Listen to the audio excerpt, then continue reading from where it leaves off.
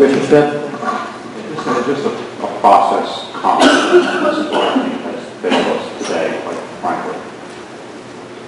And the reason why we have agenda items and the reason why we have staff are to prepare us and to prepare staff so that we can answer the questions and respond to what's on the agenda.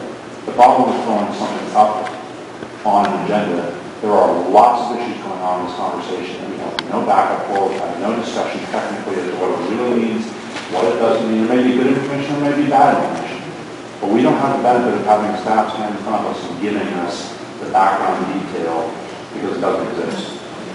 And so if there's an emergency, if there's a reason to put something on, then there's a process to do that. That should be submitted to the staff. The staff should evaluate that emergency and whether or not the chair and the staff think it's a legitimate enough emergency to go on the agenda to begin with. So the staff has time to do at least some initial background work so that the members of this board of senior officers can have an articulate conversation as to what's really being in front of us so that you understand what you're voting on. Because all of the actions that we take will have consequences pro and con. And you at least ought to know what you're voting on and what you're getting into. It sounds very simple coming from Bob relative to what he's saying. I get what he's saying. I've heard it 6 times. I understand. The point is, what really is the meat of the conversation and what we're voting on. And so I think just for the future, this is why I don't think you take agenda items and throw them up onto the table and say vote on something without the appropriate one. I don't think we should get in the habit. We haven't done that in the past. I don't think we should be doing that. And if the public wants to comment, that's fine. And to Commissioner Haggard's perspective of having it on the agenda every month, that's fine.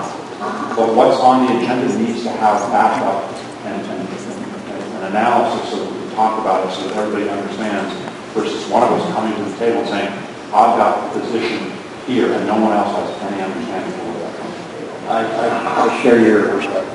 I would like to comment directly to those comments if I could. I mean, I had sent this to Mr. Bush a few days prior, basically as soon as it was available. From Mr. Bush's response, I had certainly understood to have staff support, at least the number 2, which seems to be the controversial part, that Mr. Bush has certainly seemed to welcome the information, and my understanding based on the email was that he'd be supportive of it. So I have to say that I'm incredibly surprised that this is even controversial. And given the coming EIS, and given that so many people are already saying that this rail project is a done deal, I certainly do consider it an emergency item. It is clearly would be considered an emergency item in Indian River County. So I'm actually very, very surprised that it's even controversial. But I also want to say that I certainly came here with the idea that at least the number 2 portion certainly did basically have staff support. Again, because I see it as no more than a very polite request to get the type of information that we would need.